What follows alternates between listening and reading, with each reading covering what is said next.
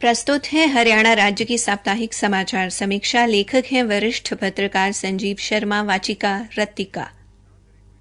हरियाणा में अवैध कॉलोनियों को वैध किए जाने का मुद्दा पिछले 2 दशक से चल रहा है। प्रदेश के शहरी तथा ग्रामीण क्षेत्रों में बसी अवैध कॉलोनियां तथा संपत्ति विवाद वर्तमान व पूर्व सरकारों में लगातार चल रहे हैं। प्रदेश की पूर्व हुड्डा सरकार की तरह मनोहर सरकार के पहले व दूसरे कार्यकाल के दौरान अवैध कॉलोनियों को वैध किए जाने का मुद्दा लगातार गरमाया हुआ है।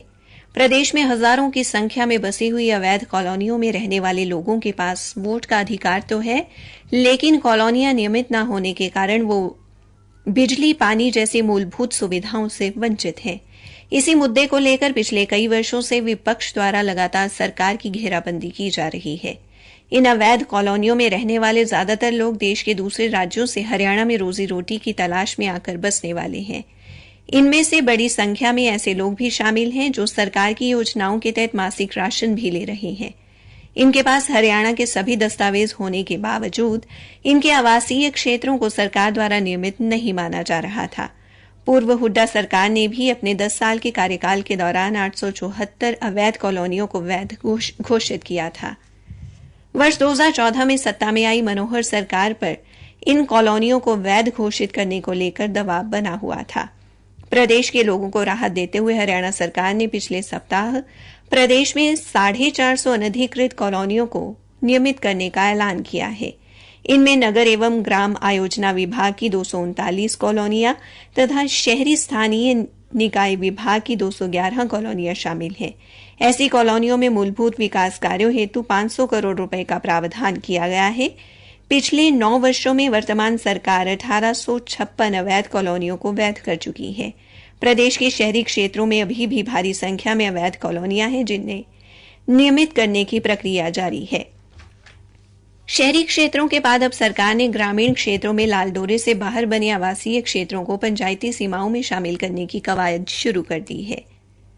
हरियाणा के ग्रामीण क्षेत्रों में भी इस समय लाखों की संख्या में ऐसे मकान अथवा पशु बाड़े हैं जो गांव की लाल डोरा सीमा से बाहर बने हुए हैं।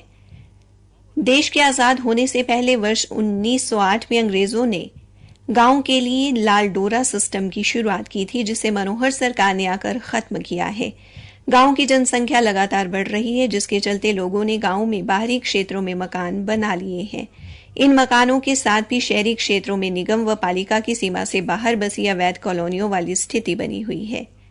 प्रदेश के शहर वासियों को राहत देने के बाद अब सरकार ने ग्रामीण क्षेत्रों में बाहर बसे लोगों को राहत देने की योजना का मसौदा बनाने का काम शुरू कर दिया है, जिससे गांव की सीमा से बाहर बसे मकानों को गांव का हिस्सा मानकर यहां रजिस्ट्री हो सकेगी।